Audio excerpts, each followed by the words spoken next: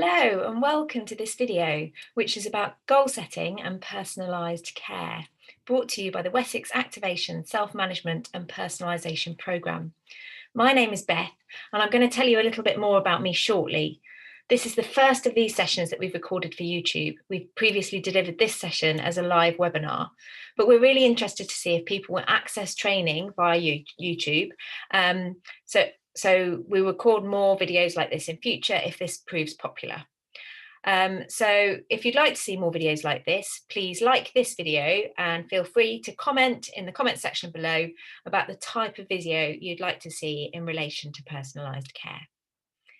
This presentation talks about goals in the context of healthcare for people with long-term conditions in the UK. It's biased more towards therapy and rehabilitation goal setting, as goals are very common in rehabilitation and much of the literature is focused on this type of goal setting. So I want to start off by telling you a little bit more about me. So like I say, my name's Beth. I'm a WASP facilitator. I'm an occupational therapist with a background in stroke and stroke rehabilitation. I'm a PhD student. My PhD is about stroke as well. I'm a wife, I'm a mummy, I'm a daughter, I'm a sister, I'm a friend, I'm a procrastinator, really good at that. I'm an amateur cake baker and definite cake consumer. And I think of myself as a lazy perfectionist, and I'm going to leave you to figure out what that means.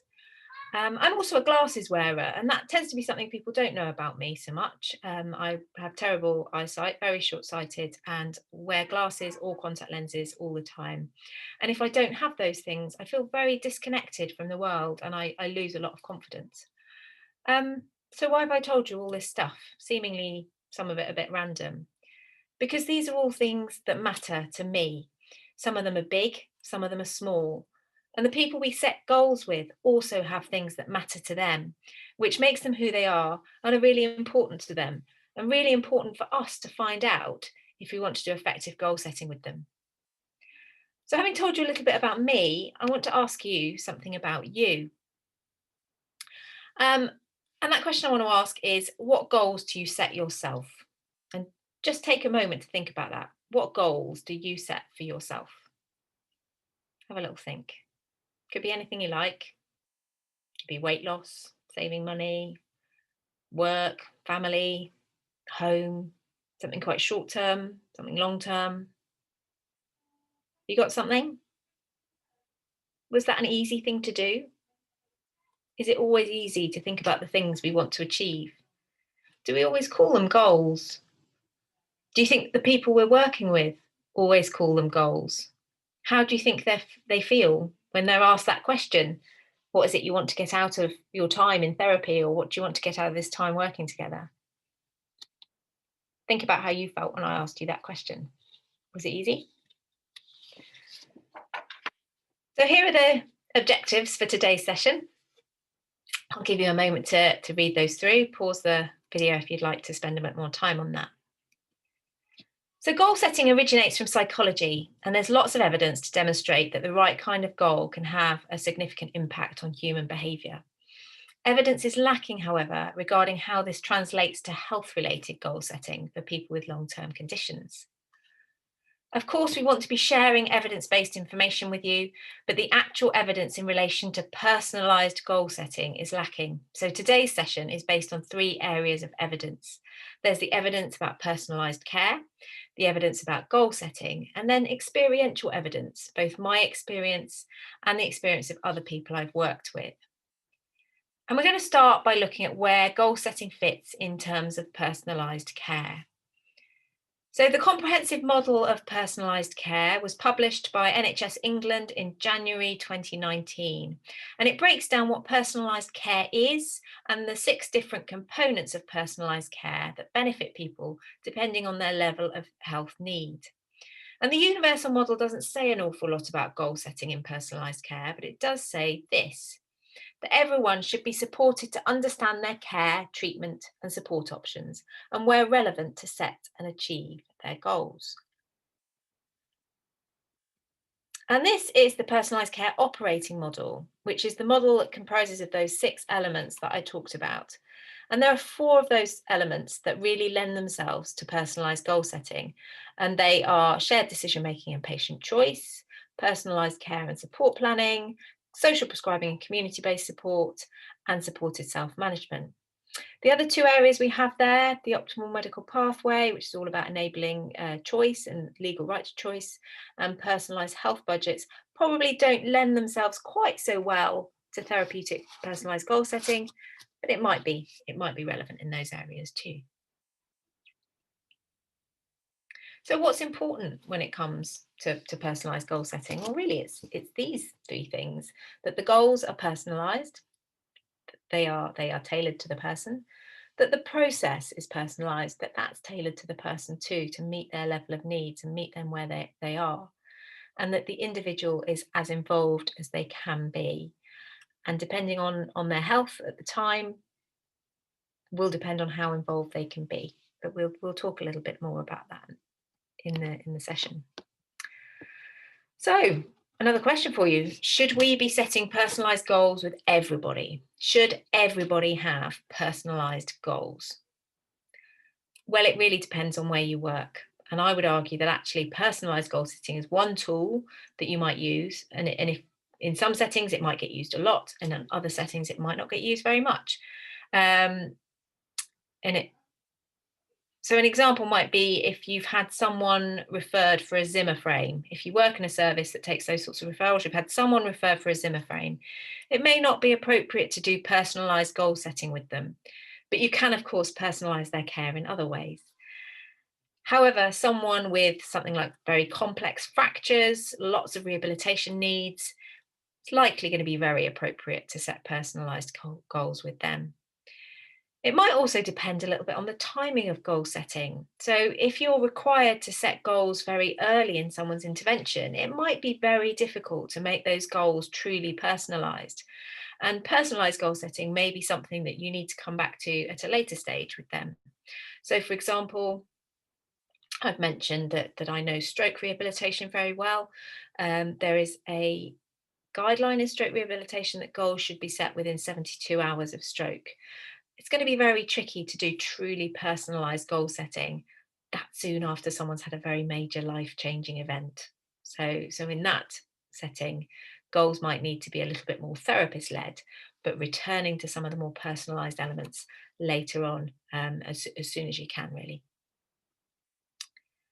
And it might depend on the service user as well. Some might not engage in discussions very well about their goal setting, or they might have cognitive impairment that limits their involvement. And in these situations, you can still do all you can to involve the person as much as possible by asking them or a carer or a relative about what matters to them and what's important.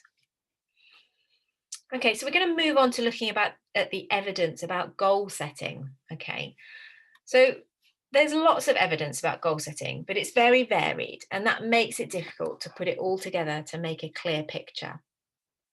But what the literature does tell us is that goal setting is widely studied and generally found to be beneficial. It's considered an essential part of rehabilitation practice, but there is a lack of clear evidence regarding how it should be undertaken. Goal setting is considered a complex intervention, meaning that A plus B doesn't always equal C. It's more complicated than that. But the studies that investigate goal setting are highly heterogeneous, which means they're very different to each other, which creates this problem of making a clear picture of what needs to happen in goal setting from a literature perspective. So what does literature tell us about the benefits of goal setting? In terms of proven benefits, there's lots of evidence for these benefits, there's evidence that goal setting supports behaviour change. It helps people to act differently. It leads to higher levels of health-related quality of life, and it leads to much higher levels of self-efficacy, so that belief that you have control over what is happening to you. There are also possible benefits, not quite such clear evidence, that it leads to intervention that's much more person-centred, that it provides a structure to an intervention, and that it can help to measure health outcomes.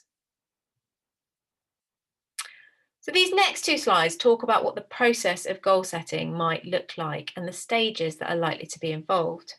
So this is a model by Scobie et al. In 2013. It's from an open access document, which is referenced at the end. And it suggests that there's 4 stages of goal setting. You have a goal negotiation and goal setting stage. Then there's an action planning and coping planning phase, which also includes confidence setting as well. Then you have the actions themselves, which are working towards goal achievements. And then there's a review phase. And then what happens after that is either intervention ends because goals have been achieved, or you know, it's agreed that that's the right thing to do next, or you go back to more goal setting. We then have this process here. This is also from a literature review, which is in an open access document referenced at the end. It's a 5-stage process, and there are definite similarities between this model and the previous one. So again, you have a preparation stage, formulation of the goals, formulation of an action plan, coping plan again, and then follow up, which is people actively working towards their goals and the therapist reviewing their goals with them, or the healthcare professional reviewing their goals with them. And a little bit later on, we're going to be going through this process and looking at how, or these types of processes, and looking at how they can be made as personalised as possible. So I just want to challenge you now to think about who we're setting goals for. Who does it benefit?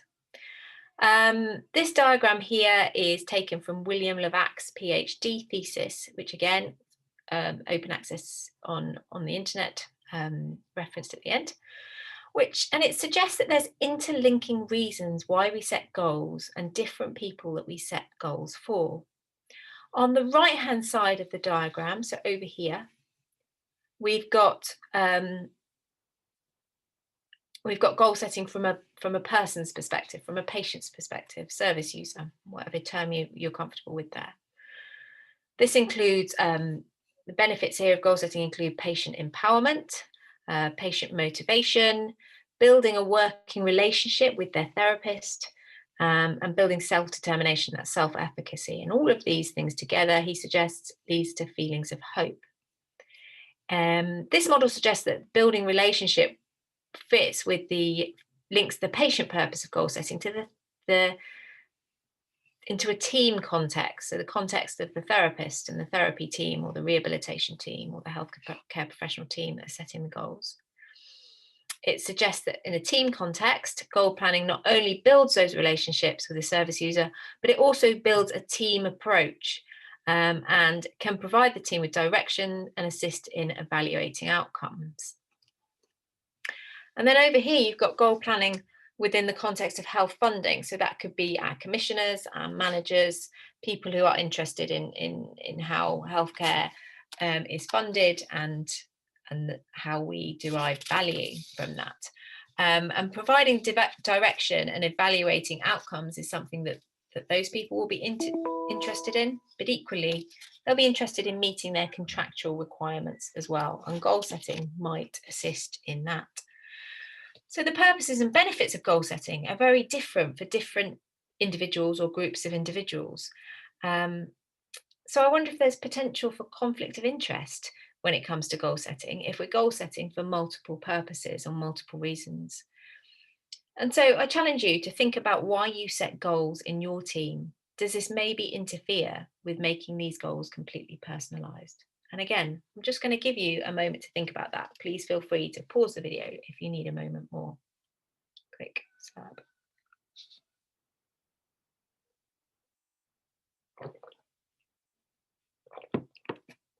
So putting this into practice, how can we make goal setting more personalised? These next slides focus on some of those practical elements. One thing we need to consider is, what is the right level of challenge when it comes to a goal? How hard should goals be? The answer is, it probably depends. And this is one of the areas in which you can personalise goal setting and make it really right for the person you're working with. And there's 2 possible ways of thinking about this. So this slide talks very briefly about theories of motivation and how types of goals might fit into different theories of motivation. So we have Skinner's operant conditioning, which is about stimulus and response and the association that's made between a behaviour and a consequence.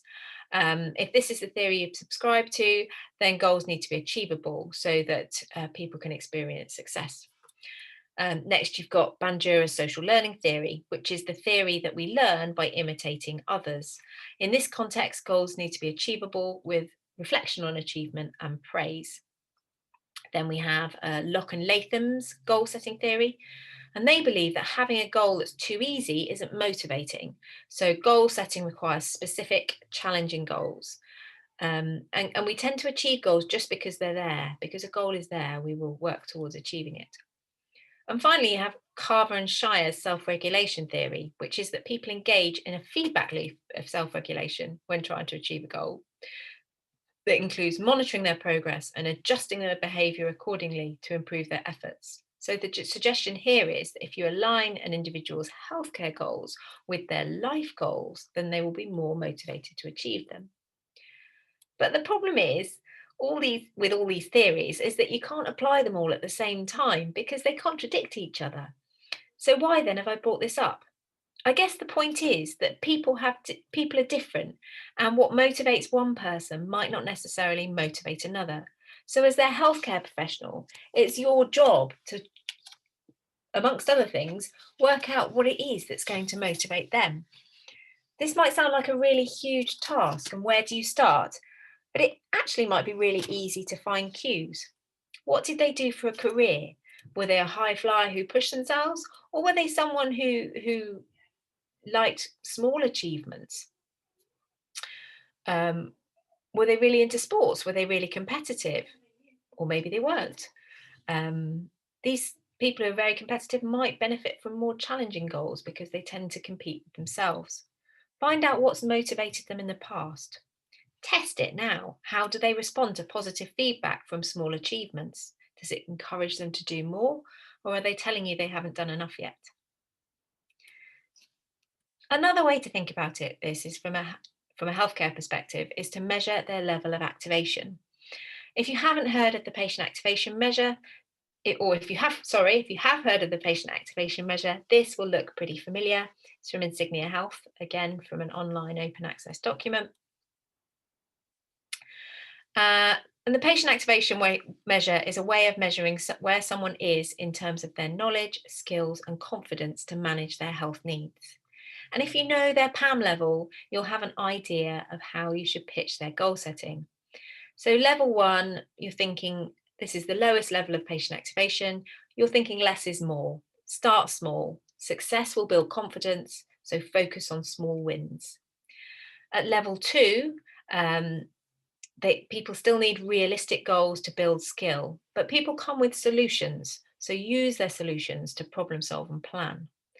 At level 3, you can think about scaling up and creating more challenges, help them to look ahead and recognize the longer term benefits that they'll get from today's efforts. And at level 4, this is where they can really sustain and create new challenges. Plan for when things go wrong, which is something we call if and when plans. So you can see how this might link to those theories of motivation, maybe not directly, but you can see how some people might need small goals and some people might need more challenging goals, dependent on where they're at the time. And at WASP, we do know a bit about the patient activation measure. So if this is something that you're interested in finding more about, certainly let us know in the comment section below. We're going to move on to look at the stages involved in goal setting. See, we talked earlier about one of the earliest stages being about goal negotiation. And this is all about having better conversations with people. So use motivational interviewing or health coaching skills if you're confident and have those skills. And if that's not an area you feel particularly confident in, again, this is something that we can focus on through this type of session. So let us know if that's something you're interested in. So here are some examples of the types of questions you could ask when you're thinking about goal setting. So really great question. What matters to you? What's important to you? What would you like to achieve? What does a good outcome look like for you? Would you like to talk about how you could achieve that? What have you done in the past when you've set goals for yourself? Again, that's finding a little out more about them and about how they're going to respond to different ways of goal setting. How about doing it this way? If they're struggling to come up with their own solutions, by all means suggest something, but bring it in as a suggestion, not as a diktat. What's your long-term goal related to this? Now, that's a really useful one, I find, for people who seem to be very fixated on short-term goals. So for example, one I see a lot at work, or I have seen a lot at work, is I want to walk, I want to walk, I want to walk, I want to walk. Understandable, completely understandable. But why is walking important? What is it about walking that you can then achieve? What is it you want to achieve by being able to walk? What's the first step you would need to take to achieve that? So that's almost the opposite thing. If someone's come up with a really massive, big goal, what's the first thing you'd need to do to get to that? Helping them to break it down. Is there anything I can do to help you? So by that, you're not framing yourself as the expert. You're framing yourself as a facilitator or someone to assist, and that's ideal when it comes to personalised care, because personalised care is all about putting that person in control and having healthcare professionals there to assist rather than to do it for them or to them. And what would you like to get out of this time working together? Another way of asking, what do you need from me?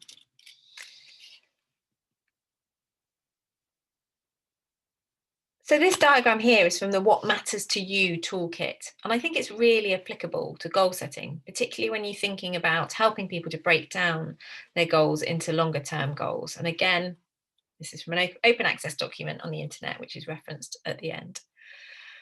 So yeah, really great for helping people to break down their goals when they've maybe come up with something very big or, in your mind, unachievable. Helps to break it down, become something maybe more manageable, particularly in the context of the time you're spending with them. So you start over here with this model and you ask them what matters, what they want to achieve, what they want to get out of this. You could ask them that question in various ways, as we talked about in the previous slide. And then you listen to what they tell you, and really listen, actively listen. And think about, is this actionable? Now, obviously, if it's actionable, do it. If it's not actionable, reflect back to them on what matters using motivational interviewing spirit, a spirit of motivational interviewing, which is a spirit of compassion, acceptance, partnership, and evocation. And you would also use motivational interviewing skills, which are things like open-ended questions, affirmations, reflections, and summaries.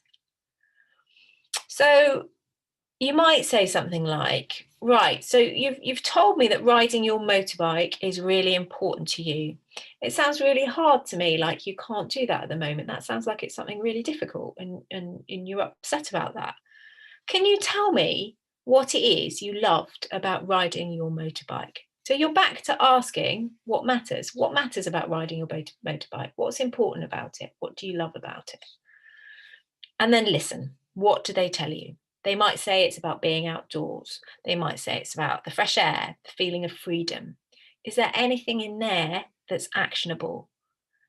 And if you're not sure, you can reflect again. So you can say, I hear you telling me that being outdoors was really important to you, is really important to you. Is being outdoors, however it can happen, important, or is it only about being on your motorbike? Do you like being outdoors irrespective of whether that's your motorbike or not? So again, you're back to asking what matters about being outdoors.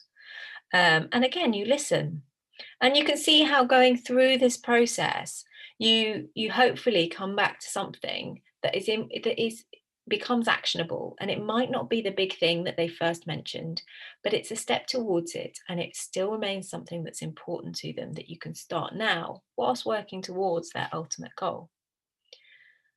So that leads us quite nicely onto the next question. So what do you do if their goal is completely unachievable? And I think that's somewhere we've probably all been. I know I certainly have.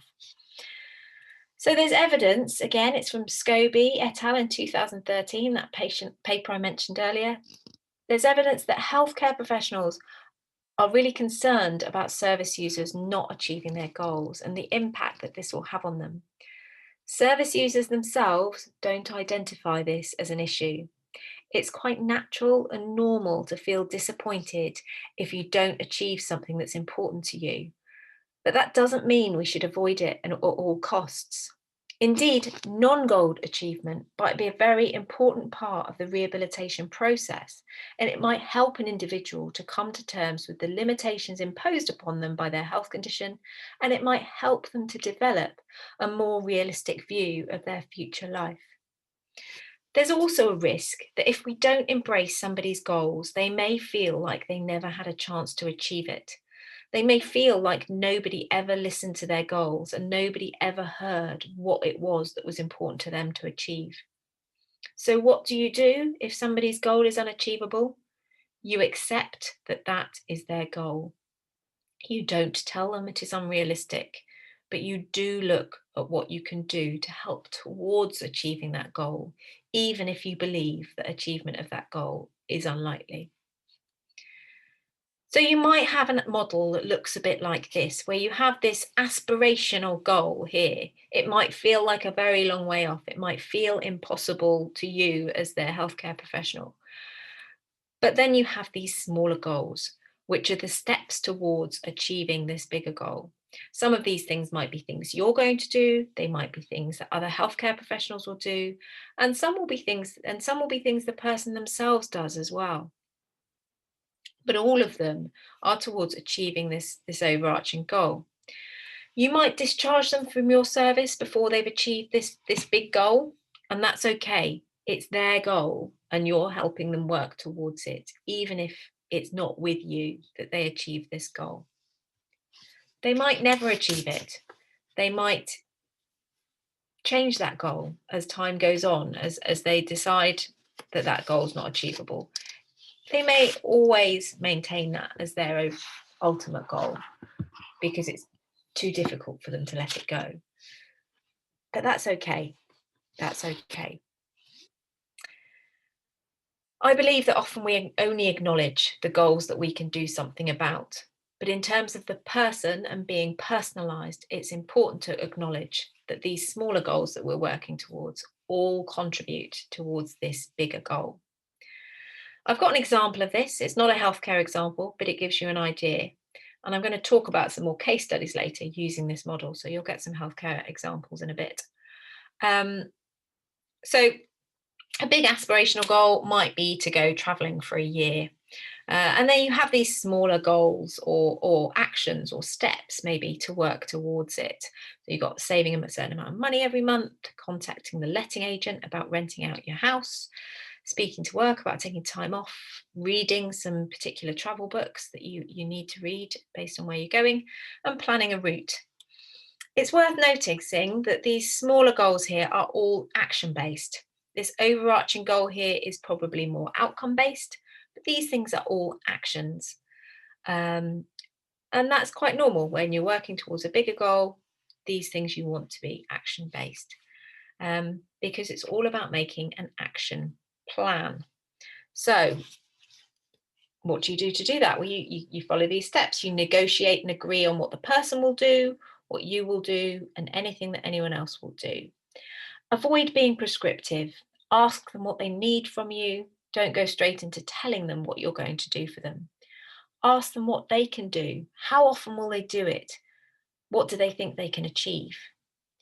The notion of not being prescriptive can apply to other areas too. And I was chatting to a therapy colleague about how often on a ward you might hear a therapist saying to someone, "Come on, let's walk to the end of the corridor."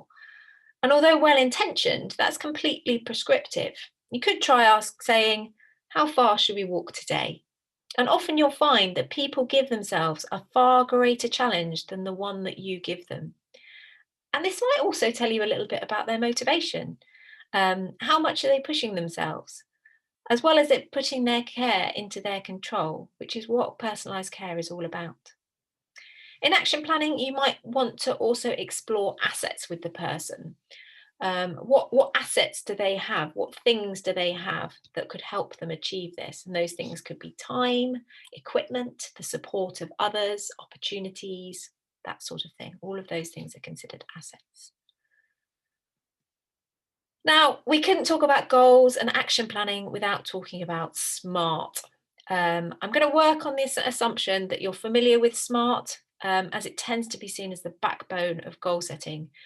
But very briefly, in case anyone isn't familiar with SMART goal setting, it's the premise that goals should be each of these things. They should be specific, measurable, achievable, realistic, and time-bound. The problem with this is that some of these things don't work in personalised goal setting. Setting goals are specific and measurable are certainly important, but it's the other aspects of SMART that I'm suggesting are debatable.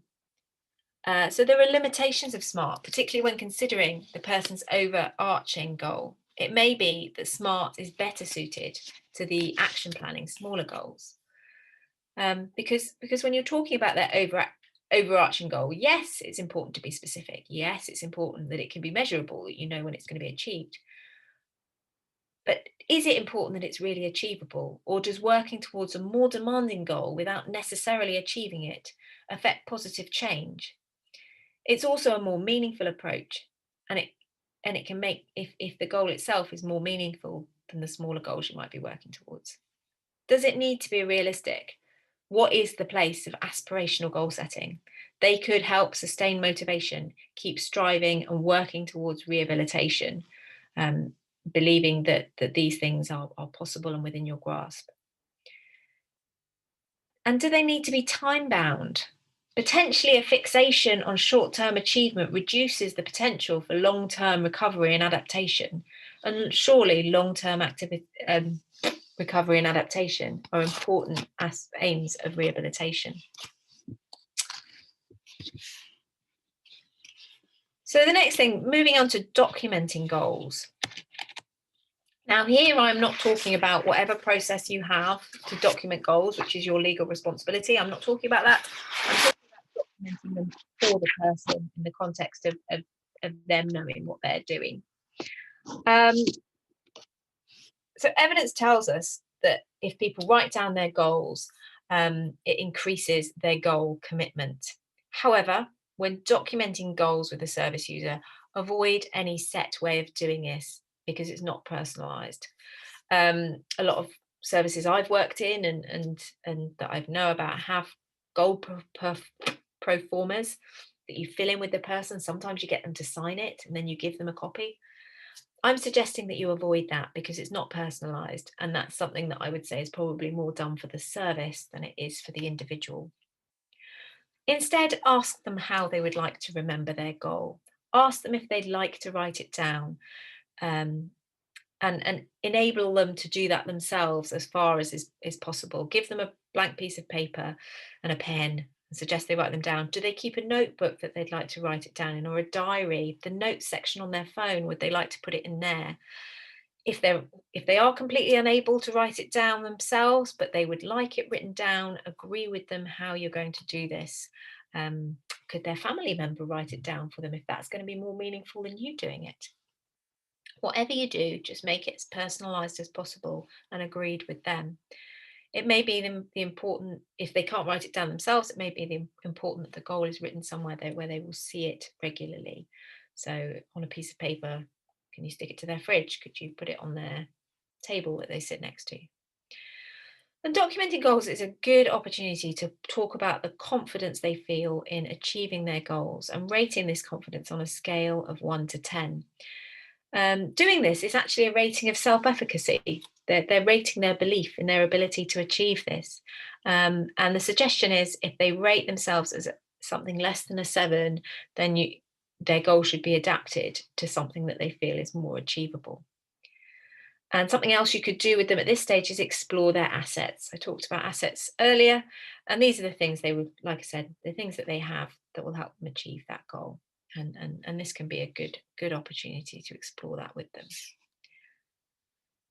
When making an action plan, it can also be really helpful to make a coping plan.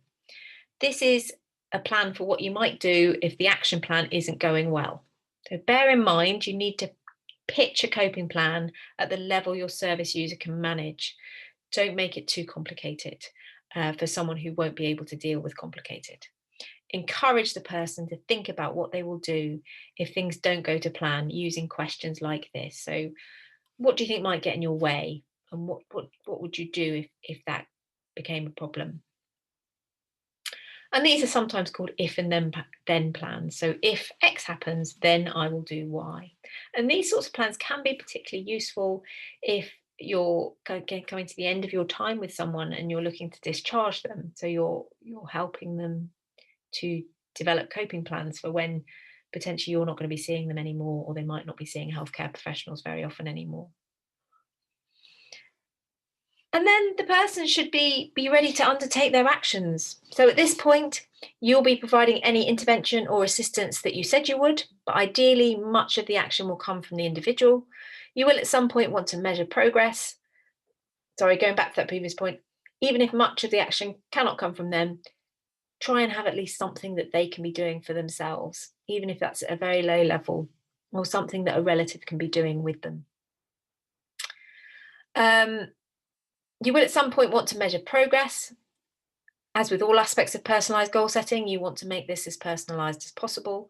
So encourage them to reflect on their goals and consider their progress themselves rather than diving straight into giving feedback. Encourage them to set further goals or persist with the goals they already have, even if you're nearing the end of the time of your intervention with them. Personalised care is about putting the individual in control and not assuming that the healthcare professional is the expert. You are there to provide consultation and expertise in some areas, but they are the expert when it comes to their life, and we want them to become the expert when it comes to their health as well. So one of the pieces of feedback we received in the live webinars was that people would like some case examples. So I've put together a couple of case examples here to look at what this process might look like in clinical practice. Both of these are based on real cases. Obviously, the names have been changed to protect the innocent. And apologies, because there will always be, so it may well be that these examples aren't relevant to the service you work in, but hopefully they help you to understand some of the principles of putting this into practice. So, first person here, I've got an 84-year-old man who we've called Ken. He was admitted for rehabilitation to an inpatient rehabilitation unit following a fractured neck of femur, and he has a past medical history of dementia. Normally lives alone in sheltered accommodation with a 3 times a day package of care and a meal delivery service. Bit of background, he loved his flat in his sheltered accommodation. He'd lived there for 25 years, ever since his wife passed away. He'd been one of the younger residents when he first moved in, and he'd been used to being more fit and more able than most of them, and to helping out. Although he had his own flat, he spent most of his day in the communal lounge, and he loved chatting to people who came and went. Although his conversation had lessened in past years, he still loved to be in the day room and watch the comings and goings of others. His lunch was always delivered in the communal lounge. As we say here, he had a meal delivery service, and the agreement was that it was delivered to him in the lounge, and that's where he would eat it. The sheltered accommodation where he lived, we chatted to the manager. They were very happy to have him back, but he needed to be able to transfer with one, as the space in the flats was very limited and wouldn't fit a lot of transfer equipment like a hoist or what have you. He had his goal, and I've gone through all the what matters to you bit, which we obviously found out by chatting to other people as opposed to him. He had a daughter that didn't live locally, but was still involved with him and phoned him regularly, and was very keen to be kept up to date with what was happening, and very happy to provide information. And the staff within the sheltered accommodation where he lived, who knew him very well. There was a couple of different managers that knew him well. His goal, when we asked him about it, was to go home. That's all he could tell us. That he wanted to go home. He didn't like being where he was. He wanted to go home. And so that was his goal. That's what we worked towards based on all this other information that we had. The other thing we found out about him was that he was a retired mechanical engineer, and apparently in the shelter accommodation he loved to tinker with things to see how they worked and to try and fix things when they were broken. And I remember being told a couple of funny stories about him taking apart people's hearing aids and toasters and various different things like that, because it was a bit of a passion of his. So in terms of his goals, the only thing that Ken had told us was important to him was to go home. But we knew that going home meant for Ken meant being able to access the communal lounge, as that's what he loved about being there, as well as the familiarity of the environment. So based on that, we devised the following goals or actions to help Ken meet his goal of going home. So these were his goals. So to walk with assistance of one, plus or minus an aid, and transfer independently in 2 weeks. We'd gone for an independent transfer because of the concern that he wouldn't wait for carers if he needed to go to the toilet in the night, for example. So we felt that was his level of safety he needed to be to go home. His other goal, or the other action or goal, was to be encouraged to the ward day room from after breakfast. So he'd have breakfast in bed. From after breakfast until he requested to go to bed again, he was to be in the day room, so to mimic his environment, to help him feel more settled where he was, which was likely going to help with his rehabilitation. And then we also had a goal about looking at books about how things worked with the therapy assistant. So we'd taken this idea that he loved to tinker with things, and we felt, in light of his dementia and the fact he was quite unsettled where he was, it might help him to be more settled and help him to engage more in rehabilitation if he spent some time working with one of the therapy assistants, looking at some books, looking at some how things work, and that was an action we had for him. So Ken did really, really well with his rehabilitation. It only took him a couple of days to settle into the new routine, which was much more predictable than the acute environment that he had come from. So we were in a community hospital. And he started to relax and become a little bit less anxious, which had been major limitations in his rehabilitation. He loved interacting with the therapy assistant, and he began to build a trusting relationship with her, which seemed to really benefit him as well. He was clearly a very sociable person. The assistant had the idea to take Ken round to the boiler room for the hospital. It was quite an old building, had a very old boiler room, and she had this idea to take him to the boiler room with one of the estate workers. It actually scared the living daylights out of me when she first suggested this. But she thought Ken might be interested in having a look. She'd done various other things, taken little things for him to fiddle with and tinker with, little sets of what have you, but she felt the boiler room would be interesting. So, like I say, this worried me greatly, but we had a chat with estates. They felt that they could make that something safe as long as they had the correct number of staff, and there was nothing too risky. Obviously, we spoke to his daughter about it as well, because we wanted to let her know that was happening. That felt like the morally right thing to do. And this actually happened to be a bit of a turning point in Ken's therapy. As he was so interested to have a look, he was distracted from his pain and his anxiety, and he got out of his chair to independently walk over to a piece of machinery that he wanted to have a bit of a look at. And we were amazed that he could do this, because before, the pain and the anxiety had really been the things that were holding him back. But he was distracted enough for them, so he went for it. And I think that's quite a nice example of how, when you really personalise care, you can really get something else out of someone. He was discharged home with his previous package of care, and as far as we heard, continued to improve and return to mobilising independently, which is a fantastic outcome for someone with dementia and a fractured neck of femur, which we know tend to have some quite poor prognoses. The next case I've got is from working in a community stroke service, seeing a person who'd recently been discharged from hospital. Her name was Anne, and she was a 72-year-old woman. She'd had a fairly large stroke, a dense left-sided weakness, and she was a sling hoist transfer to a normal chair at the point of time we started seeing her. She lived in a bungalow with her husband. It was quite a small bungalow, quite old-fashioned. Her husband was also retired and was there most of the time at home, all the time at home. Also had a daughter that was local. This lady was very difficult to negotiate goals with.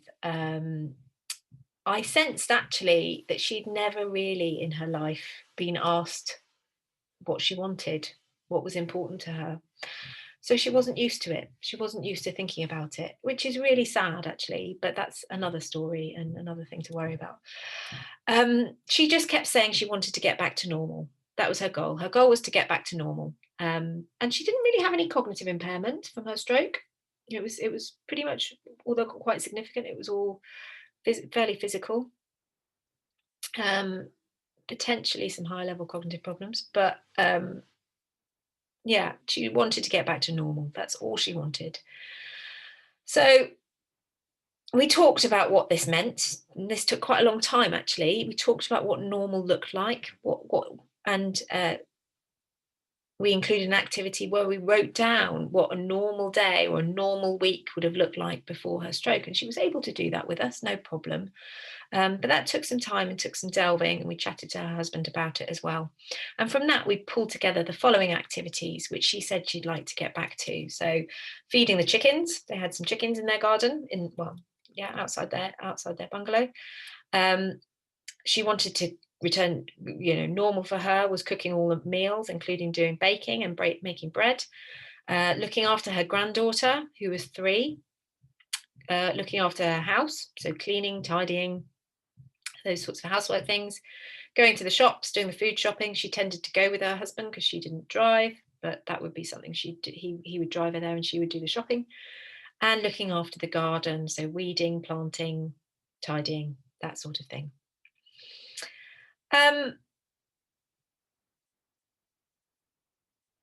So this could have been where this part of the exercise finished, and we went, right, we've got a list, let's get going with that list. But it felt like there was another question that needed asking. We'd asked the what matters to you question, and we'd come up with all these activities, but I wanted to know, why do these things matter? Why are these things important to you, Anne? Was my question. And the answer became, because I want to be useful. And it turned out it was very important to her not to sit around doing nothing all day. And it made me think that the thing that's important to this person is not necessarily all these tasks, but it's feeling useful and feeling valuable. But these were the tasks that she used to generate that feeling prior to having her stroke. So together we asked that question: why do these things matter to you? And got that answer: because I want to be useful. So together we generated this goal. So it's to feel like I'm being useful in my home and to be able to get in my car to go out. And she agreed that actually that was the crux of it, that all this big list of things, yes, she'd love to get back to all of those things, but if she could feel useful at home, that would be great. And so we had this list of actions. So it was to engage with the wheelchair clinic regarding an assessment for an electric powered indoor-outdoor chair. Felt that was going to be important for early mobility. She was unlikely to be someone that mobilized early, so particularly not soon. So we made sure that was a priority, getting her chair, and likewise access via the back door to get out to the chickens and out to the car. We worked together with Anne and her husband to reorganise her kitchen so that she could access her own food and snacks.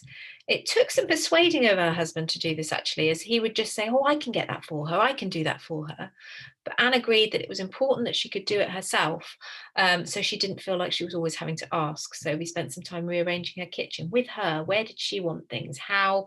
Come into the kitchen, Anne, show me where you can reach. And we agreed where things would go for her. We talked about some jobs that Anne could be doing around the house from her wheelchair in the early days.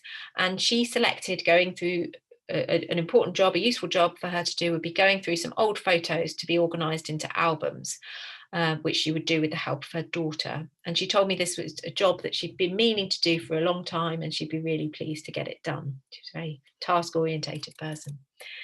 We worked with Anne to start a diary so she could plan her days and establish a new routine whilst also making sure she had sufficient rest and balance of her activities. And we worked on transferring with a rota stand and assistance of 1, which obviously would be progress from a hoist transfer, but it would also enable her to get into the car as well. So all of these things, they were based around the things she used to do before where we could, but it was much more of a focus on being useful because she felt that that was what was really important to her. She did really well with her goals, Anne did. Sadly, I wasn't involved for long enough to see her with her powered chair getting out to feed her chickens, but from what I understand, she did achieve those goals in time. I felt that with Anne, what we did more than anything was to support her to find her new normal, which was one that included meaningful activities that were important to her and that she could build on over time. Importantly, in 2, she was involved in the execution of that. She decided where things went in her kitchen. She planned the photo album project, which all worked towards building her confidence and self-efficacy, which were actually particularly lacking in this person. And yeah. So I'm actually coming to the end of the session now. So thinking about some conclusions, how do we pull all this together that we've talked about today? So when it comes to personalised goal setting, as with all aspects of personalised care, there is no one size fits all approach, as we know that one size never really fits anybody properly. One thing I always feel is don't let the constraints of your service limit goal settings with someone. We know in the NHS, in the UK, and in most services, there's going to be limitations for what you can do. But personalised care goal setting should be about what the person wants to achieve, not about what your service can provide. Absolutely, there are limitations, but I think it's more important that we acknowledge to the person what those limitations are, rather than telling them they should expect less of themselves. Lastly, don't be afraid to think creatively. Don't be afraid to think outside the box. I think the example with Tom and the boiler room is a good one of that. Sometimes a little bit of out of the box thinking is what people need in goal setting when you're talking about really personalised goals. So that's the end. Thank you for watching. Thank you for taking the time to watch this. If you have any comments, questions, pop them in the chat box. We will monitor them. And feel free to follow us on Twitter. Feel free to follow me on Twitter if you want to. Some further resources when it comes to goal setting. We've got this top one here, the Personalised Care Institute. This is an NHS resource to do with all things personalised care, not specific to goal setting, but very useful resources if you're interested in learning more about personalised care. And then we've got this resource here from Clinical Excellence Queensland. This talk today has very much focused on principles, but this here is a very good practical toolkit if you're looking to review goal setting in your practice and looking to make it more personalised. I would suggest having a good look at that one. And then finally, I talked through the slides about some references that we'd used. They are here on this slide and the next one. Please pause the video if you want to have a look at these in more detail. So all that remains for me to say is thank you for listening. We are the Wessex Activation, Self-Management and Personalisation Programme, and we'd love to know what you'd like to know about personalised care. Thank you very much.